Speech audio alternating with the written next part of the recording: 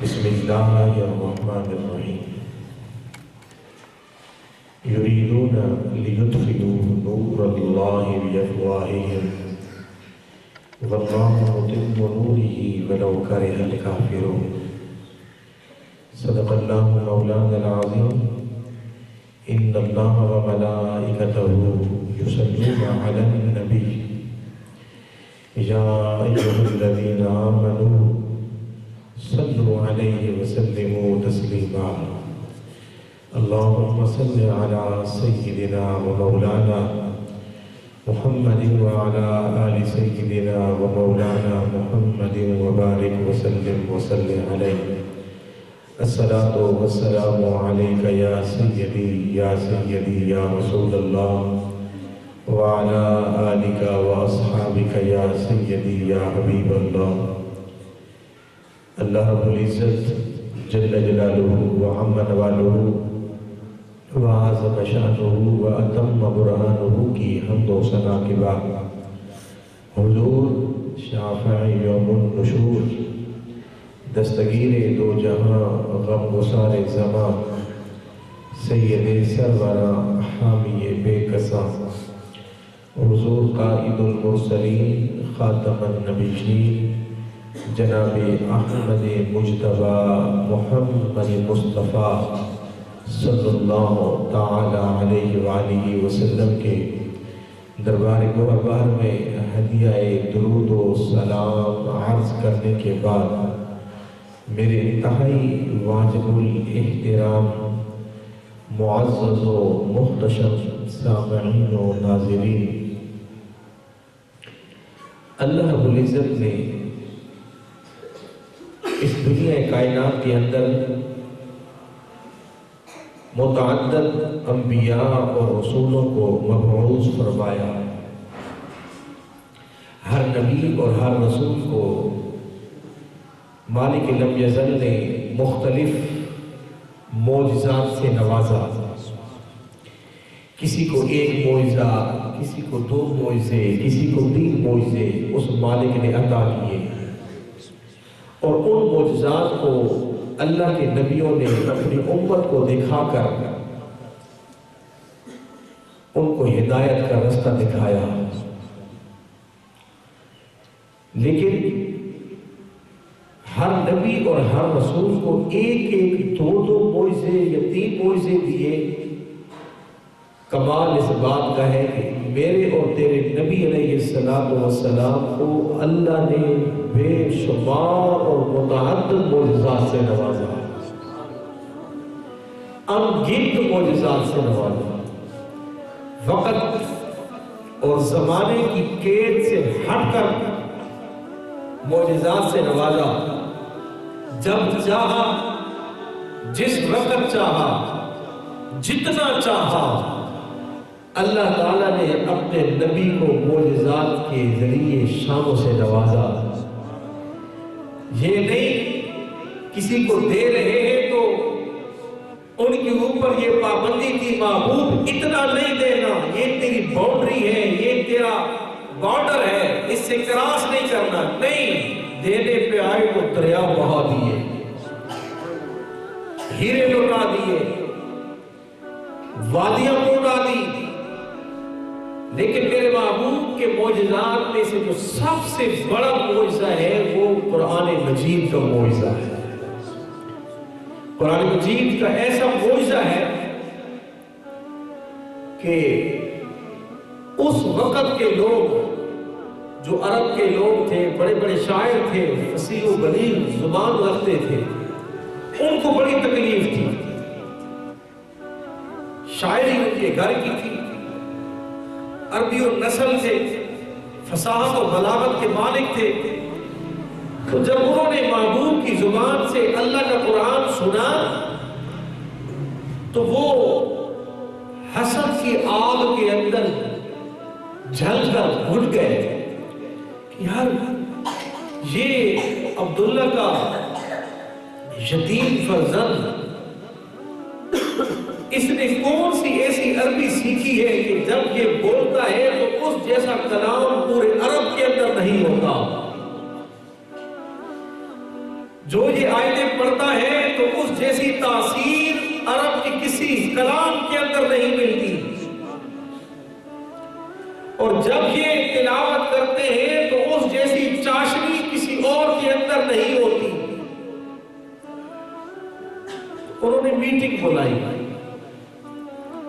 عرب کا سب سے بڑا شاعر لبید بن ربیہ کو ٹاسک دیا، اے لبید تو ملک الشعراء ہے، شاعروں کا بادشاہ ہے، شاعری تیرے پیچھے ختم، فصاحت و بلاغت تیرے اوپر ختم، قوت حافظہ تیرے اوپر ختم۔ ٹاسک یہ ہے کہ تو نے محمد عربی صلی اللہ تعالی علیہ وآلہ وسلم کے کلام یعنی قرآن مجید کے مقابلے میں کوئی کلام بنا۔ معاذ اللہ جب تو کلام بنائے گا ہم اس کلام کو خانہ کعبہ کی دیوار پہ چسپاں کریں گے، کہیں گے ہاں دیکھ اے محمد صلی اللہ علیہ وآلہ وسلم تیرا کلام بھی ہے اور ہمارا کلام کیسا ہے۔ ان کو بھول تھی، لبید سوچتا رہا، پٹکتا رہا، ایک دن، دو دن، کئی دن گزرے، عربوں نے پوچھا لبید کس نتیجے پہ پہنچا ہے؟ انہوں نے کہا کہ آؤ تجھے بتاؤں۔ سارے عرب کٹھے ہو گئے کہ کوئی کلام بتائے گا۔ فرمایا لبید نے صبح بھی چھانچ ماری، دوپہر بھی چھانچ ماری، شام بھی چھانچ ماری، راتوں کو بھی جاگ جاگ کے گزارا، شاید کوئی جملہ ایک اس کلام کے مقابلے کے اندر بنا سکوں، لیکن لبید نے آخرکار یہ رزلٹ نکالا، ما ھذا کلام البشر، یہ جو محمد عربی کا کلام ہے یہ کسی انسان کا کلام نہیں، یہ رب رحمان کا کلام ہے۔ لبید اس کے مقابلے میں کچھ کہہ نہیں سکتا، بول نہیں سکتا۔ اور یہ بھی یاد رکھو اس قرآن نے لبید کے دل پہ ایسی دستک دی ہے، لبید کے سینے پہ ایسی چوٹ ڈالی ہے کہ اب لبید کفر کی دنیا کو چھوڑ کر اسلام کی دنیا کے اندر داخل ہو رہا ہے، اور میں اس پاک ذات کے اوپر کلمہ پڑھ کے مسلمان ہونے کا اعلان کر رہا ہوں۔ رب کا قرآن تو کافروں کو جھنجھوڑ کے کہہ رہا ہے، پہلے فرمایا قل فأتوا بعشر سور مثلہ، اگر تم سچے ہو قرآن کی مثل 10 صورتیں لا کے دکھاؤ۔ پھر میرے مالک نے کچھ عرصے کے بعد جب وہ خاموش رہے، میں کوئی بات نہیں، 10 صورتیں نہیں لا سکتے، قل فأتوا بسورۃ مثلہ، ایک سورت ہی اس کی مثل لا کر دکھاؤ، لیکن نہ دکھا سکے، نہ لکھ سکے۔ اب وہ انہوں نے کیا چینج کرنے کے لیے انہوں نے کہا اے جب لکھ تو سکتے نہیں، بنا تو سکتے نہیں، معاذ اللہ گستاخی تو کر سکتے ہیں، جسارت تو کر سکتے ہیں، اپنی خباثت کا اظہار تو کر سکتے ہیں، تو کبھی میرے آقا کو وہ بولے کہ یہ جادو ہے، کبھی یہ کہے کہ یہ ٹونا ہے، کبھی یہ کہے کہ یہ ناپاکی ہے، کبھی کیا کچھ بولے، قرآن کی گستاخیاں کریں۔ اور یاد رکھو قرآن پاک کی گستاخی اور محمد عربی صلی اللہ تعالیٰ علیہ وآلہ وسلم کی گستاخی کوئی آج کی دور کی بات نہیں ہے، شروع دن سے یہ کام ہوتا چلا آ رہا ہے۔ اور صرف مسئلہ یہ ہے مسلمانوں کو ایمان کے چیک کرنے کے لیے سارا کچھ ہوتا ہے، چند مہینے گزرتے ہیں، سال گزرتا ہے، وہ کوئی نہ کوئی گستاخی کر دیتے ہیں، کوئی جو ہے وہ میرے آقا کی شان کے اندر گستاخی، کوئی اللہ کے قرآن کے اندر گستاخی، کوئی انبیاء کی شان کے اندر گستاخی، کبھی اللہ کے نیک بندے اولیاء کی شان کے اندر گستاخی۔ لوگوں کو بتانا یہ چاہتے ہیں کہ ہم یہ کام کرتے ہیں، یہ ہماری آزادی رائے ہے، یہ ہماری جو ہے وہ رائے کی آزادی ہے، ہم جو مرضی کرتے رہیں، ہمیں کوئی کچھ کہنے والا نہیں۔ میں نے ان کو کہا کہ صبر تو کرو، یہ تمہاری بھول ہے کہ ہو اللہ کے قرآن کی گستاخی اور اللہ تعالیٰ خاموش ہو جائے۔ بطش ربک لشدید، قرآن کہتا ہے بے شک تمہارے رب کی پکڑ بڑی سخت ہے۔ آج میرے مالک نے تمہاری رسی کو ڈھیلا چھوڑا ہوا ہے، جتنے جتنا کر سکتے ہو کر لو، جتنی کر سکتے ہو حفاظت کر لو، ایک وقت آئے گا تم کو جھنجھوڑ لیا جائے گا۔ اور ہماری تو سرکار کی سیرت یہ بتاتی ہے، یہ جو عیسائی ہے، یہودی ہے، ان کا زوال آنے والا ہے۔ پتہ ہے کب آئے گا؟ وہ دور ہوگا حضرت عیسیٰ علیہ نبی جنا علیہ السلام، جن کو انہوں نے معاذ اللہ اللہ کا بیٹا بنایا ہوا ہے، اللہ کا شریک بنایا ہوا ہے، اللہ کی اولاد بنائی ہوئی ہے، اللہ کا خلیفہ بنایا ہوا ہے۔ یاد رکھو جب عیسیٰ علیہ السلام خود قیامت کے موقع پر دوبارہ تشریف لائیں گے تو پھر کیا کریں گے؟ سب سے پہلے عیسائیوں کا صلیب توڑیں گے۔ یہ جو جمع کا نشان بنایا ہوتا ہے نا عیسائیوں نے، اس صلیب کے نشان کو توڑیں گے اور فرمائیں گے، اور عیسائیوں میرے نام پہ لوگوں کو گمراہ کرنے والوں، میرے نام پہ تم نے جو عدم مچا رکھا ہے، سنو، میں اللہ کا پیغمبر بن کے دنیا کے اندر نہیں آیا، میں آیا ہوں تو امام الانبیاء کا غلام بن کے آیا ہوں، میں سرکار کا امتی بن کے آیا ہوں، میں محمد مصطفیٰ کا غلام بن کے آیا ہوں۔ کلمہ پڑھنا ہے تو میرے آقا کا پڑھنا ہوگا، ارے حکم ماننا ہے آمنہ کے نام کا ماننا پڑے گا، نہیں مانو گے تمہارے خلاف جہاد ہوگا۔ جناب عیسیٰ علیہ السلام ان کے خلاف جہاد کریں گے اور اللہ تعالیٰ اپنے پیغمبر کی، اپنے رسول کی ایسی مدد فرمائے گا۔ حدیث پاک کے اندر آتا ہے کوئی یہودی یا عیسائی پتھر کے پیچھے چھپنے کی کوشش کرے گا، پتھر بول کے کہے گا مسلمانوں یہ چھپا ہوا ہے آپ اس کو پکڑ لو۔ کوئی یہودی یا عیسائی درخت کے پیچھے چھپنے کی کوشش کرے گا جان بچانے کی، درخت بول کے کہے گا اللہ والو یہ چھپا ہوا ہے آپ اس کو پکڑ لو۔ وہ دور آنے والا ہے، یہ تمہاری ساری جساستیں نکل جائیں گی۔ سویڈن والوں، ترکی کے سفارت خانے کے سامنے تم نے اللہ کے پاک قرآن کو آگ لگا کر کیا دنیا والوں کو پیغام دیا کہ ہم جو مرضی کرتے رہیں؟ یاد رکھو تمہاری یہ دنیا بھی ذلت کے ساتھ گزرے گی، آخرت تو ہے ہی تمہاری لیے ذلت، آخرت تو پھر ہے ہی تمہاری لیے جہنم کا ٹھکانہ۔ ہاں جہاں تک مسلمانوں کی بات ہے دل دکھی ضرور ہوتا ہے، دل کو تکلیف ہوتی ہے کہ ہو اللہ کا کلام اور پھر یہ بدباطل اور خبیث ایسی ناپاک جسارت کرے۔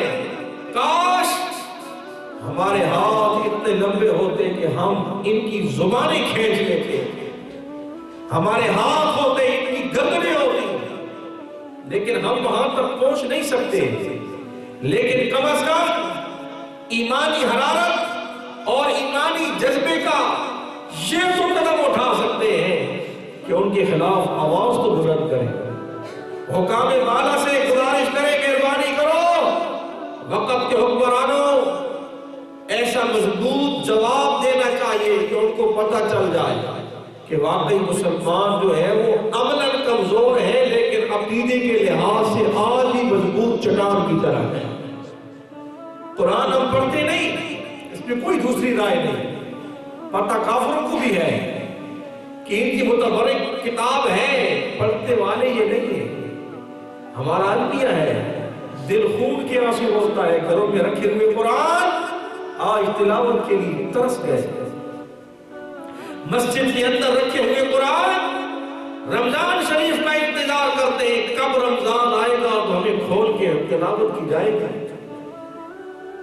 گھروں میں پڑے ہوئے قرآنوں کے اوپر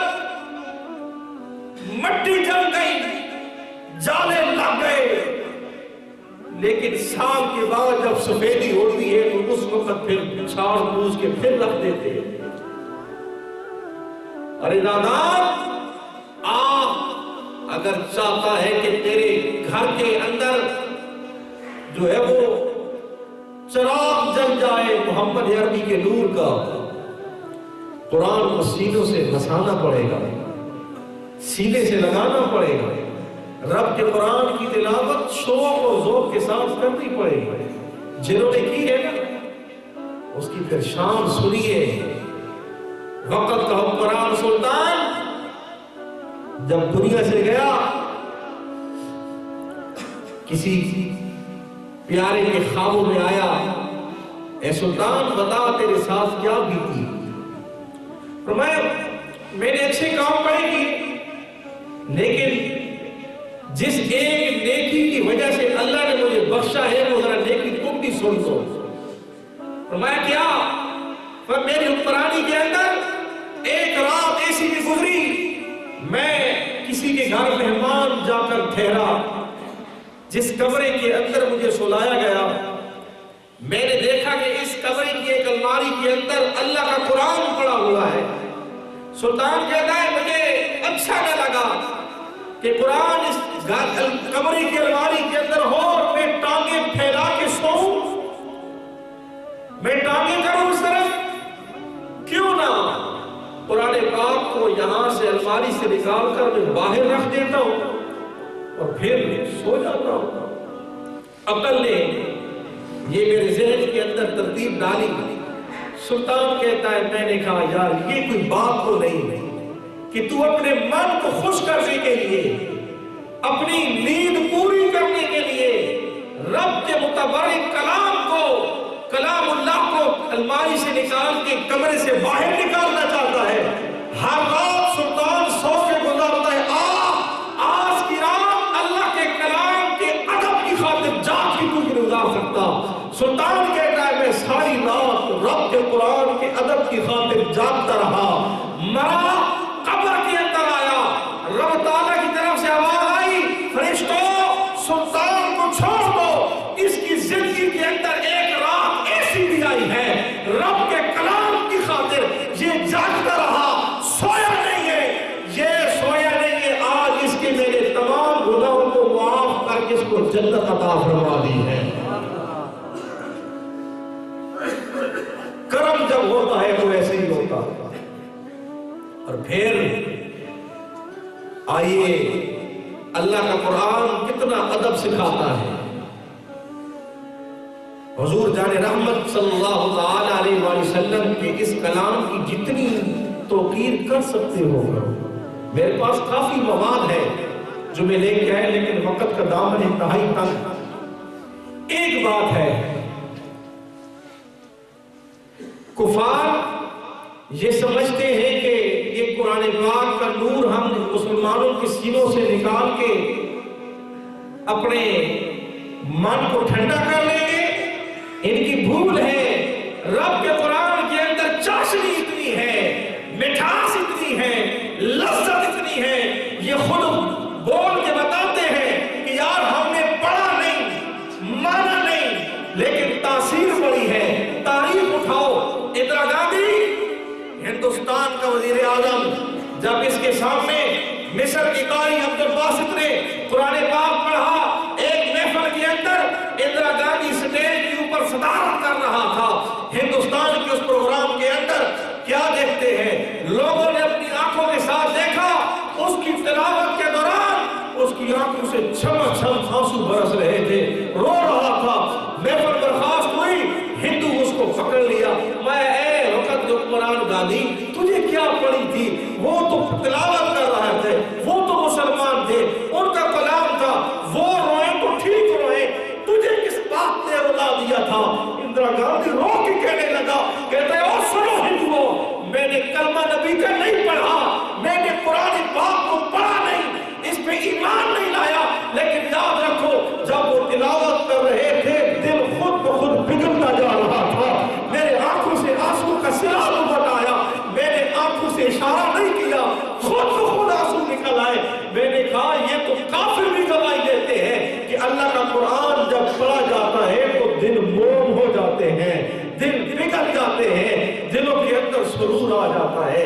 آئیے مسلمانوں مل کے جو ہے وہ ہم اس ناپاک جسارت کا بھرپور احتجاج کرتے ہیں، وقت کے حکمرانوں کو بتاتے ہیں اور خدا چھوڑو اپنی معیشت کے یہ ڈھونگ تماشے کہ ہماری معیشت ڈوب جائے گی، ہم اگر کھل کے احتجاج کریں گے تو ناراض ہو جائیں گے۔ امریکہ کو دیکھو، یہ بڑے ملکوں کو دیکھو، اگر ان کے مزاج کے خلاف بات ہو جائے وہ معاشی پابندیاں لگا دیتے، بائیکاٹ کرتے ہیں ذرا سی بات پہ۔ یار ہمارا تو ایمان نے تباہ کر دیا، ہمارا تو قرآن انہوں نے جلا ڈالا، تو ہم کیوں نہ یہ احتجاج کریں کہ سویڈن کے سفیر کو فی الفور یہاں سے بدل کیا جائے، یہاں سے نکالا جائے، اور نکال کے بتایا جائے کہ جو ہمارے قرآن کا ادب نہیں کرتا ہم اس کا بھی احترام نہیں کرتے۔ دعا فرمائے کہ اللہ پاک ہم سب کو جو ہے وہ قرآن پاک کی حرمت اور اس کے تقدس پہ مٹنے کی توفیق رفیق عطا فرمائے۔